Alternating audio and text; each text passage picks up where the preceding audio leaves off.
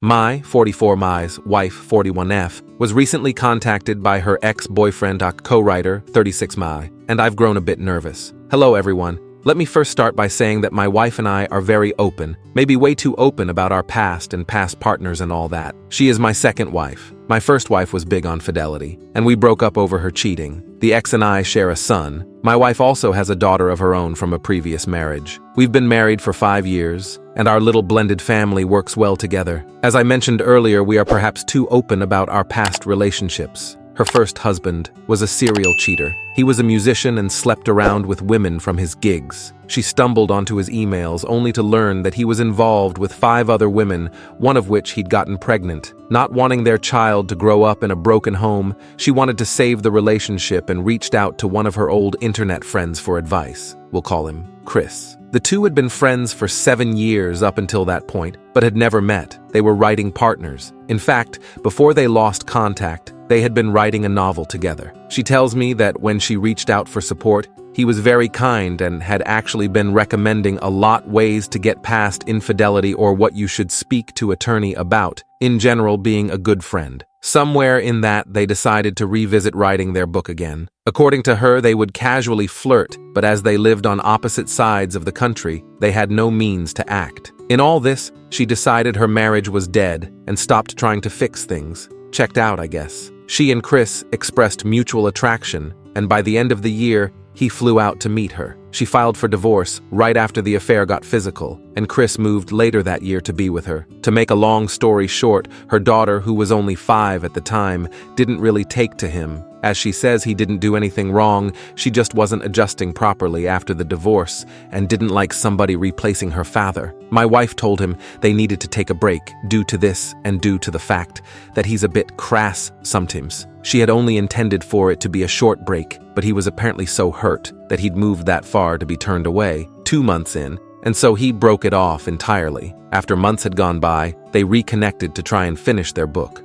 They began sleeping together again during this time, but it was just a physical thing. They came close to finishing the book, but she started dating me, thus they stopped sleeping together. She felt weird about having an ex hanging around once she got in a committed relationship, and so by her own admission, she stopped returning his emails, which were all book-related, with the same frequency, and stopped working on it on her end so much. He grew frustrated after a few months of this and blocked her on everything. Which finally brings us to a month ago. After 4 or 5 years of no contact, he messages her out of the blue. He contracted COVID and nearly died. Chris contacted her because apparently in that time apart, he rewrote the book without her contributions, managed to get published, wrote and published a sequel, and released his work, came really close to not be finished if he died. He wanted to make it known that if something should happen to him, that he wanted the rights of this thing turned over to her, as she knows how it will end, and helped create the story. Fair enough.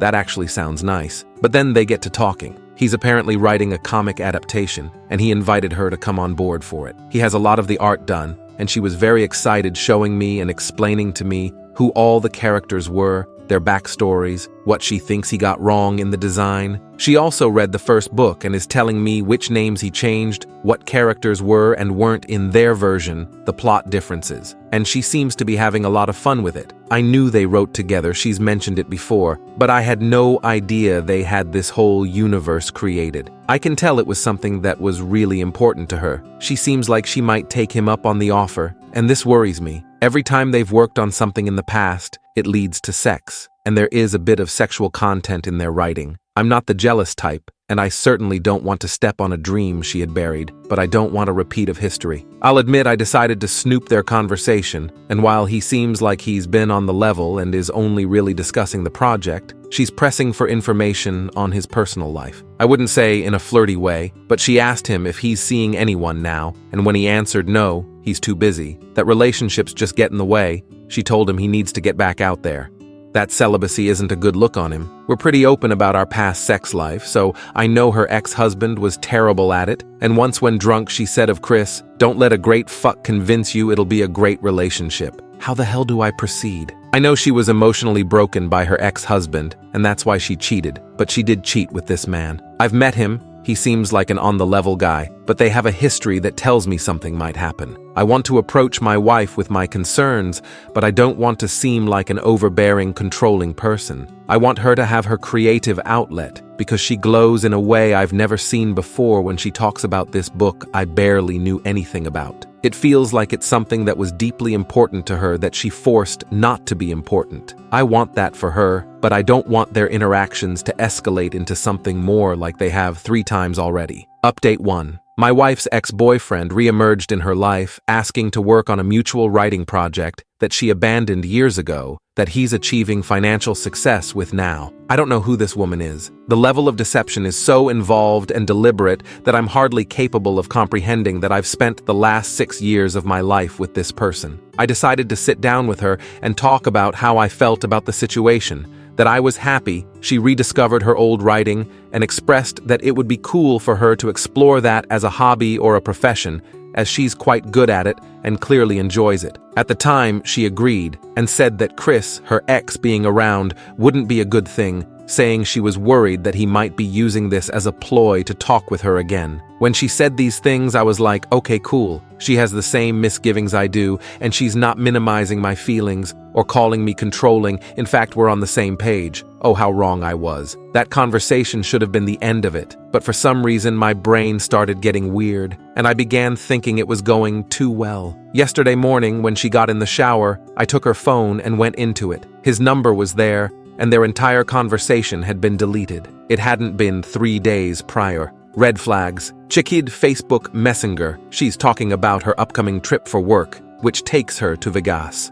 Well, apparently this 2-day-long thing has been canceled due to COVID, but she's been telling me she's going. They are discussing a hotel a town over and staying there, as well as sending each other people's vacation photos of Vegas, so she'll have stuff to show if I ask. She's talking about restaurants they can go to, how there will be a full moon when he's here, and it would look great on the beach. Oh yeah, and he's not on the East Coast as he presented. He moved back to town recently, since the prick actually has enough money to live here. He showed her on Google Maps where he's living, and it's taking everything I have not to drive my truck straight into his living room. A month ago, she claimed that she had to pick up her brother from the airport. Nope, that was him. The messages don't go back much further than that, but they reference talking about stuff during the years they supposedly haven't had contact. One line I read that he wrote, "Has my heart racing with such madness," is from him. Yeah, we're just friends. I don't see you in 8 years, and I'm inside you 20 mins off the plane. Best friends, maybe. So she's not just planning to him. She's been doing it for months. That trip to her mother's a few weeks back where she stayed the night, yeah. I haven't confronted her yet, but her smile fills me with so much hate now. I'm going to try my best and hold back on saying anything until after Christmas. The kids don't need the holiday being a constant reminder of this, but honestly, I'm probably gonna snap and confront her today or tomorrow, because my ability to swallow this bullshit with a smile is almost impossible. Honestly, I'll be lucky if I can avoid taking a bath with the toaster. I'm losing my mind right now. Edit 1. I'm gathering info pics and screenshots of her location and speaking with a lawyer tomorrow. Edit 2. I've met with my brother's divorce attorney and we're making plans. I am documenting everything, all texts, her location, where she's claiming to go. I'm confronting her on the 2nd next month after she goes to the hotel with him. I'm making sure I have my ducks in a row, and I'm trying not to ruin Christmas forever for the kids. Deceit 3. The wave of suicidal thoughts have passed, and I thank everyone who left kind messages for me. Really got me over the hump. Update 2. I'd like to thank everyone who offered advice when I first posted this yesterday. It helped keep my mind away from darker places, and it gave my hands something to do.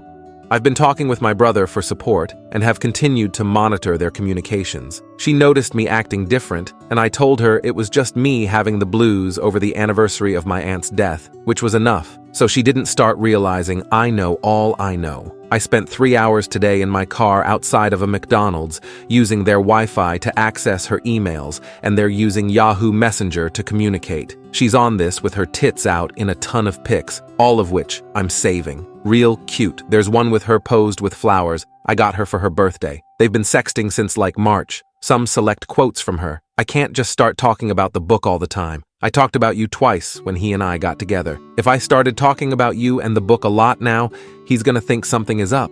You need to shave because that stubble is like knives. almost had to put chapstick on my chin and under my nose. From him, "You're getting it right before you leave here.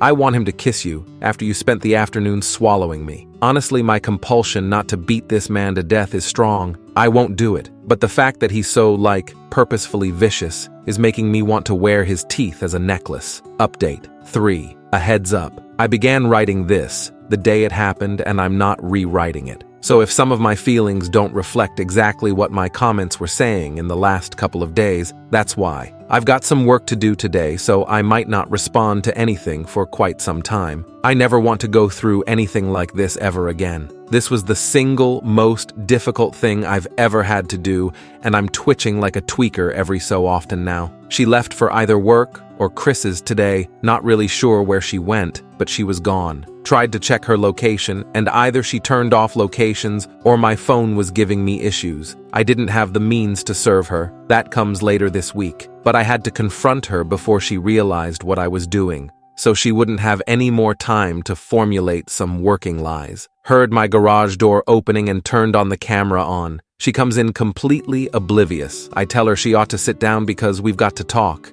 Deer in the headlights look. But she sits down and asks me what's wrong. I ask, "Why don't you tell me?" She plays dumb, but I see she knows she's been found out. She asks me again what's wrong. I ask her what's really up with Chris. She says nothing, she hasn't heard from him. I redirect and decide to not confront her as directly and tell her that I'm uncomfortable with her working with him and that it's not something I can get past. She's 100% instantly agreeable and asks me very nervously why I changed my mind so quick and why I'm acting the way I am. I just shake my head and say something like, I wanted to be understanding about it, but I got weird vibes from him, and I'd prefer they wouldn't talk. She insists that he doesn't mean anything to her anymore, that she was just happy to see the book get made. I told her that he basically stole from her, and she's being way too understanding about that fact, that she ought to sue him over it, and she agrees with me. By now, she's probably thinking she got out of this and is going to break it off with Chris the minute she gets a second to do so. But then I tell her the whole thing has really stressed me out, and I'm gonna take next week out of work. I tell her that I talked with my ex, and she agreed to keep my son that weekend, so I could go to Vegas with her. That's why I was talking to my ex for so long the other day, working out the details of her taking my son, or at least that's what I'd have her think. Deadpan stare. I start talking about how COVID has shut down a lot of stuff, and I'm not even sure what's open in Vegas. She cuts me off and tells me that it was actually canceled today. The conversation from here on goes like this, paraphrased of course. I said, "It got canceled last month." She said, "No, he told us today because he wasn't sure whether or not it was off until today." I said, "I know it got canceled last month." She said, "What are you doing? Why are you telling me you want to go and then telling me it's canceled? I don't get what you're doing." I said, "It was canceled last month. What were you going to do if I didn't ask about it?" She said, "You're freaking me out. It was canceled today." I said, "What were you going to do in town name where her hotel is?" She said, "What are you accusing me of?" I said, "How long have you and Chris been back together?" She said, "We haven't done anything." "Did he tell you we were?" I said, "Don't lie to me. I don't want read off everything he texted it. Almost made me throw up doing it the first time. I can't believe you do this." She said, "I love you. I'm sorry. He's been texting me a lot lately and saying a lot of messed up stuff, and I don't know how to deal with it. I wanted to tell you this, but I was afraid you'd do what you're doing now. I was just hoping he'd stop on his own." I said, "You didn't see him for 8 years, and 20 minutes after he got off the plane, you had sex with him." She said, "What plane? What are you reading?" I said, "He lives on. You want to stop this? Just admit what you did so we can move forward with this. Why did you tell me he lived in?" She said, "Did he say something to you?" "He lies constantly. It's part of the reason why we broke up. I told you that. I knew I shouldn't have responded to his messages. It's always drama with him. All his messages were fine, but he started with the missing me stuff again like always. I was going to tell you. I said, he wanted you to come home and kiss me after you were going down on him. I read your messages. I saw them in your email and in your texts. You're cheating on me, and I want you out of this house today." She said, "What? I'm not cheating on you. If you don't want him around, I'll tell him to get lost. But honey, I'm not cheating on you." "Is that what he told you?" "He's lying." I said, "Stop it. I told you I went in your messages on your phone. You're going to get your stuff and you're going to go to your parents. I made copies of your emails and screenshots from your texts. I don't want to show them what you two say to each other, but if you're going to keep lying to my face, I will. We're done. Go get your stuff." She tried even in the face of all that to play stupid and lie. But finally, tired of it, I broke out my copies of their texts and handed them to her. She looked at them for 2 seconds and then broke down crying hard, like I've never seen her this devastated by anything. I even felt bad for her for a little while. She said she was sorry that it got out of hand and she wanted to put the brakes on it, but he had gotten possessive and was threatening to expose her if she ended it with him. I told her that none of that was in their texts and that she's still lying to me. She was going to go off and spend the weekend with him. She then told me it's done between them and she'll make him go away. She won't ever talk to him again. I told her I don't care what she does, but I've been talking to a lawyer and the divorce papers will be ready soon. At this point, she explodes and repeats, "You've been talking to a lawyer?" like 4 or 5 times. And honestly, I was ready to call the cops because she's closing in on me and really screaming now. I tell her to calm down, that I have a camera going. She then continues to break down and not resemble anyone I've ever met before. Kept saying stuff like, "You just planned all this out," smiling to my face, just planning this all out. Which every time she did, I responded with the same, "Well, look at what you've been planning," and smiling to my face while you're out doing. I asked her why she'd do this to us, and at first she couldn't give me a straight answer. She tried to tell me it was meaningless sex, so I responded with, "Oh, so you ruined us for no reason. Then that's great." After a bit, she sort of got quieter, and I don't know if she was being honest or just trying to hurt me, but apparently she really messed up with him in her eyes. She called him her soulmate, and I nearly started breaking stuff. I asked her why she just didn't ditch me for him in the beginning. I would have understood then, and she says she just needed to get away from him because she knew how bad she'd look to her family if she brought him back around. Apparently they didn't like him either. She also said that she could never and can never actually be with him because her ex and daughter would fight her on this. So going back to him legitimately was never an option. She then said she was sorry and seemed to be in disbelief with how final I was with everything. She told me how much of a mistake it was, how much she would change and do whatever I wanted her to, just to fix the situation. I told her no. She then told me weren't getting a divorce because she can make amends for this. I told her there was nothing she could do to earn my forgiveness. I will not forgive this ever, and somehow she had the gall to be shocked by this. I told her then I opened an account in another bank and moved half from the joint account into it this morning, and that the rest is hers. She can either get it herself or I can get it for her, but the account is getting closed. She just nodded along and said we'd probably both have to go to the bank together to close it. She went and started packing her clothes up peacefully, crying a little and, oddly enough, making threats every so often that she had better not have anything missing. I let it roll off my shoulder and told her to take pics of how she left her things and daughter's things, so when she comes back,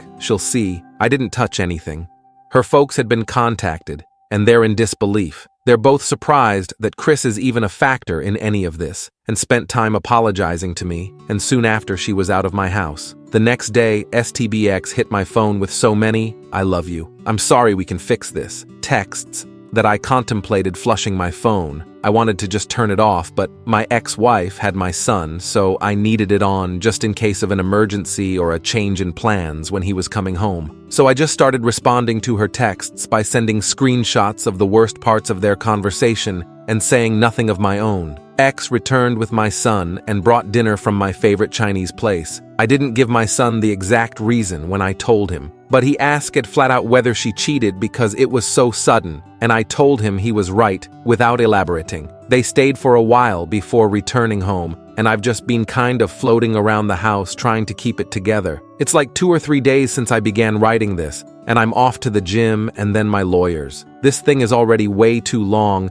and things are updating so rapidly that I could be typing forever and never finish. My STBX's ex-husband is going to come by and collect his daughter's things, and I'll explain to her the best I can that if she ever needs me, I'm just a phone call away. I'm also contemplating telling her ex that she ran around with Chris on him as well because she said many times he doesn't know. But maybe I won't. That accomplishes nothing, really. Anyway, first fight has been fought, and it looks like I'm winning as much as one can win given the circumstances. Part of me wants to confront Chris, but I'm smart enough that all that would be a waste of time and energy. Time better spent working or hitting the gym or finding some way to thank my ex-wife for being an absolute MVP in my corner. through this. Anyway, that's all I got for now. Sorry if this is disjointed, but it's taken me a couple days to write, and of course, developments keep happening. Update 4. Just before Christmas last year, a little over 2 months ago, I discovered that my wife had been cheating on me with an old boyfriend. They had planned for a romantic weekend together,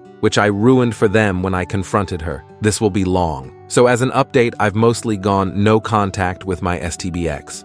I tried just communicating with her through my lawyer if we had a real reason to talk, but that made me feel like a child that was avoiding confrontation, even if that wasn't the case, and I decided to speak with her myself a few times. If you've been following the lengthy comment streams from my previous posts, you already know what was discussed, but I'll write everything here as if it's the first time I'm doing it. The STBX at first was all over the place, with how she talked about Chris. One minute he was her soulmate and the one that got away. The next, he was a predator that would not leave her alone. Our family and friends have all heard the truth by now, and most of them have taken my side on the matter. Given the details I provided in my lengthy FB post, there was little room to side with her anyhow. She's since moved into her parents for the time being, and I remained in my home. It was acquired many years before I even met her, so that's not even an issue divorce-wise. Strangely enough, Chris, the AP, decided to write me this huge harangue of a letter. For what reason, God only knows. I got the impression from it that she must have dumped him in anger shortly after I gave her the boot, because it's laden with stuff like, "We were repairing our relationship when you stole her from me. I've loved her for X amount of years, so don't post stuff online about how I'm a cheat." It really made me see red, and I wanted to do the man some serious physical harm, but once again, I saw a reason. Life has been pretty lonely in this house since she and my stepdaughter moved. The stepdaughter's room is still empty, and I have to leave the door closed because seeing it empty always hurts me, and I can't bring myself to do anything with it yet. She has a father, and he's a good dad, and because of him, I still see her once during the week. I take her for bike rides or we go grab something to eat together. I asked her once if she felt comfortable eating at my house, and the poor thing just started crying. She loves her grandparents but doesn't like living with them, so she's been spending more time with her father. Her old man has invited me over a couple of times for a beer. We had a few conversations about our mutual ex and Chris. I think I mentioned it in the comments on my last post, but he knew the entire time she was cheating on him. I see my son and my ex-wife a lot more now. One of my weekdays lines up with their schedule, so I'll stop in for dinner, and I've been keeping him an extra day for my weekends, and she will generally join us for dinner on Friday night. I've asked my son if he wants to talk about how he feels concerning my upcoming divorce, and he's not saying it so much, but he's hurting. The first couple of times he just got this far-off stare and was like, I don't want to even think about her, and that he loved her and didn't expect her of all people to do this to him. And it really hit me when he said that. We always think about how someone's affair does to us, like it's an act of malice against us. But what she did to me, coming from him, hurt more than anything she could have ever done to me. I've discussed therapy with he and his mom, but he insists he's all right, and if he feels he can't handle it, he'll talk to us. He's a mature kid, and I trust his judgment, usually pretty upfront with how he's doing. He and I actually, for the first time in private, discussed the divorce between his mother and I, and the reasons behind it. I really didn't want to at first, as he is currently raging about adultery and he has a great relationship with his mom. But he was asking about it, so I opted for polite honesty. I told him his mother hurt me just as much, but what she did was just a very poor choice, and that I'm not upset about it anymore. But it took a while. Speaking of my ex-wife, she's had my back through much of this. She's pretty much the reason I started having dinner with them one night during the week and keeping my son longer, because she insists I'll do better to not be constantly alone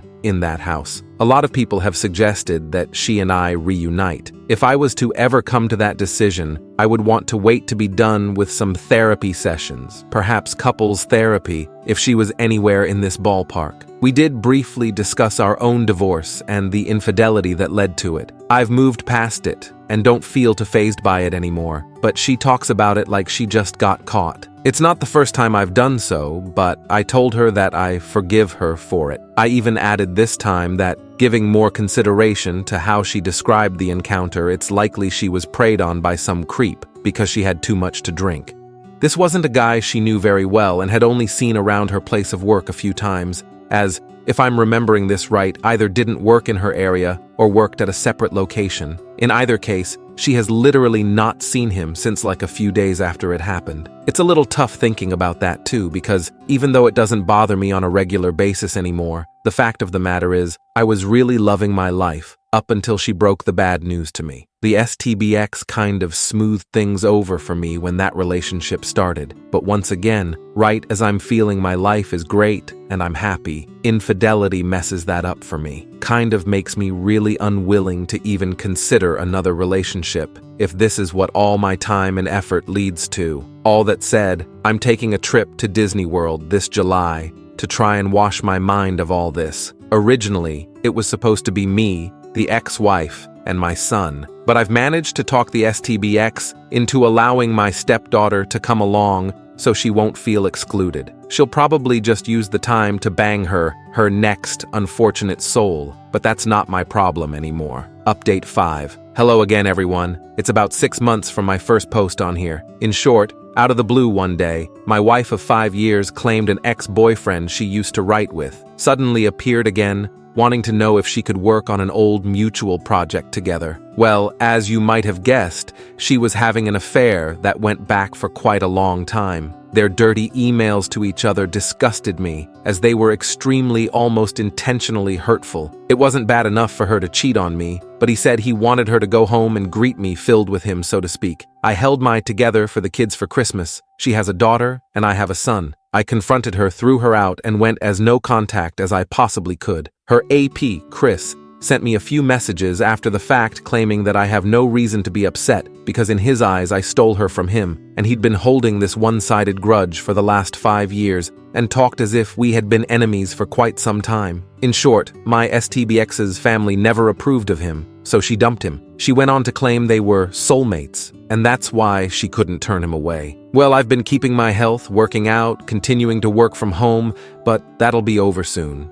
I've kept contact with my stepdaughter through her grandparents and her biological father, whom she also cheated on with this man, though he's cheated on my STBX multiple times. He's an alright guy to have a beer with, and for all his faults he seems like a good dad. I see her twice a week now, never overnight, and even still, I've kept her former room empty because it's too depressing to me to consider doing anything else with it. She's been my princess, and she's always excited when she comes to visit, or I show up to take her to dinner or for bike rides. After a bit, my son has decided that he thinks he could benefit from therapy and has been seeing a doctor. His mother, my first wife, and I have been keeping a close eye on him as he was pretty close to his stepmother. She's tried to contact him and apologize, but he doesn't want to speak to her. He began getting impulsive and had bouts of angry outbursts unrelated to her. And it was then I asked him if he thought he might do well with therapy. He told me how betrayed he felt by what she'd done, that he hated her, he missed his stepsister, and he wanted everything to just be erased, and I really felt for him. I don't think we've talked heart to heart or hugged one another in our entire lives more than we have in the past few months. His mother has really been at my side through most of this, and we've gotten a lot closer too. At first, she was inviting me over for dinner a couple days a week because she thought it was unhealthy for me to spend so much time alone in an empty house. I'm around steadily more now, and many nights a week, we eat dinner like a family. My folks and her folks have both taken notice of this and have both been asking us whether or not, seeing as things are getting on so well, if we'd consider reconciling. We said we're both happy with things as they are, but knowing everyone is talking about us it's difficult for us not to talk about it ourselves. Minus the physical affection, we're basically acting really similar toward one another like we did when we were married, which is comforting and warm, but that's soon going to get to a place where it needs a good, long talk about. All that's been said thus far is nothing is going to be attempted or even discussed until our son's life has normalized. These changes hurt him. As for my STBX and how things are going on that front, from what I've learned, she's just bought herself a condo and moving on with her life. Her mother and father are deeply ashamed of what she's done, and in their words, my stepdaughter is frequently backtalking her mom. I'd like to report to you all that she's gravely suffering, or is a weeping mess. But nope, STBX seems like she's off to go ruin another guy's life. I did, however, cross paths with Chris at a grocery store last month. He turned pale white, and I pointed him out to my brother, which I shouldn't have done. He started following him around and shouting variations of, "Prince Charming over here," Fat loser's gonna eat both those Red Barons tonight before he starts texting your wife, guys. I forced us to leave and will be shopping elsewhere, though I did get a good laugh out of it. Update 6. Just digging around on an old laptop and came across this gem of conversation. I've changed the names. Ex-wife. I'm not sure if I'm being paranoid, but I feel like my husband is growing suspicious. I don't know what I should do. I'm trying to act normal, but I'm really starting to worry. I'm probably just paranoid. He's not tracking my phone or computer or anything. He does try to look over my shoulder or take peeks at my screen, though. I don't stop him when he does. All the times he has peeked, we weren't talking about anything worth suspicion. Chris, replay. I think the best way to go about this is to not change your routine. If you get any more distant, he might catch on, but if you become too friendly, same logic applies. If you could do anything, I would say perhaps talk about the story, like in a complete professional way, and exclude me from it when you do. So it will seem more like a business-friendly relationship rather than an old boyfriend. But I don't know him. I've met him that one time. Usually I have the honor of sizing up the other half's mental capacity, but I'm flying blind with this and completely trusting you. I say you remain exactly as you are. No change in routine unless you think the book suggestion works. My ex. Okay, that's exactly what I was thinking. Good, he can be a genius or a complete idiot, and he is very reserved, so sometimes his body language is hard to read. But yes, I need to start talking about the book, because I think he's wondering why I'm on here all the time with you. I haven't mentioned the book at all. Chris, replay. Make an offhand remark. Oh, he's goddamn winning about his boyfriend again. He needs to leave the prick, lol. I know he lives in Wisconsin. Stop winning about it, lol. My ex, replay. No, he thinks you're still married and have a son, and you're one of my old writing friends. That's pretty much all I've said about you aside from our fling at the end. Chris, replay. Okay, well, if you have to, or the subject gets brought up, think of some small romantic cheesy gesture. I just did for my wife and I say, I look like a sissy for it, lol. The best way I'm not a threat is if my family and yours are somewhat relatable. The more domestic I appear, the better. My ex, replay. Yeah, I agree, but I don't want to start talking about you lots either. I haven't in the past, why should I now? If he asks, I'll make up stuff on the fly. Chris, replay. Exactly. My ex, replay. I think I'll start getting excited about the book now. That way, if I seem giddy or stressed, I can use that as an excuse. Chris, replay. When you do, mention my wife is doing concept art for it. And that's one of the reasons it excites you. It is not a stretch. It establishes I am domestic, and that she is well aware of my activities. And if she's not worried, why should he be? My ex, replay. Yeah, I see that. Okay, I can handle this. It's probably all in my own head anyways. Chris, replay. Yes, it probably is. If an accusation comes at all, just have something ready like, no. Oh my God, he's married and he's retardedly obsessed with his wife. He was telling me all his pet names and I almost signed off, lol. My ex, replay. Lol. Okay. Chris, replay. Sorry, I have a lot of ready-made plots. The Smurf is usually checking my phone. There's nothing. My ex, replay. We're not new at this. Chris, replay. Well, it won't be nearly as complicated seeing as any change in your behavior will be only momentary. My ex, replay. True. I think I can do this. Chris, replay. You'll be fiend. We've done it before. My ex, replay. No, I know I can do this. Chris, replay. You've got it. My ex, replay. In my obsessive-compulsive nature, it is taking like everything in me to not make a list of things to do before our adventure. LOL. I usually hide all my flaws, but no, you get to see and hear about all of them, lol, you poor thing. You must think I'm neurotic. Chris, replay. I like seeing this side of you. I don't think you're neurotic, but the paranoia, the planning, your excitement makes me feel good, that I can still excite you this much. My ex, replay. For your sake, I'll let you take credit for most of that then. I'm paranoid without reason also, but you've most certainly elevated it. Update 7. There's been kidnapping, assault, and hospitalization since my last post. This week, a year ago, I was sitting around trying to process my ex-wife telling me about her ex, Chris, approaching her with aspirations of writing a book based of their previous work together. It was an obvious front to further their ongoing affair, and I was so stupid not to see it. Anyhow, I confronted her and threw her out, and she went to live with her parents, taking her stepdaughter with her. I maintained contact with my stepdaughter for quite some time and still do make time for her, but she's had it worse than anyone. I guess I'll give an update to that first. My stepdaughter was essentially kidnapped by her biological father sometime after my last update. I've said it before, but her father is not from my country and has citizenship from the country he came from. Every couple of years he would take his daughter to his country to see his family, but this time he refused to send her back home. His given reason was that our mutual ex-wife was poison, and he wanted his daughter away from here. In the end, he shot himself in the foot on that front because 2 months later he caved to pressure from his own family and sent her back, and is not returning because he'll most likely be arrested if he returns to the States. So he removed himself as a good influence in her life and left her in the hands of someone we both consider poison. Things did not get better from there on my ex's side of things. Shortly after the divorce was finalized, but before her ex-husband ran off with the child, she had begun dating a new man. I was unaware of this until my former in-laws contacted me to say that she'd been hospitalized. She and Chris, her affair partner, had as many guests, began sleeping together again, and from what former Mill told me, she broke it off with him again to pursue a new man. Chris took her to a Motel 6, where he sprung it on her that he was sick of being treated how he was treated. When she tried to walk back to her car, he snapped, picked her up over his head and slammed her down on the concrete parking lot. He attacked and drove off, a good Samaritan,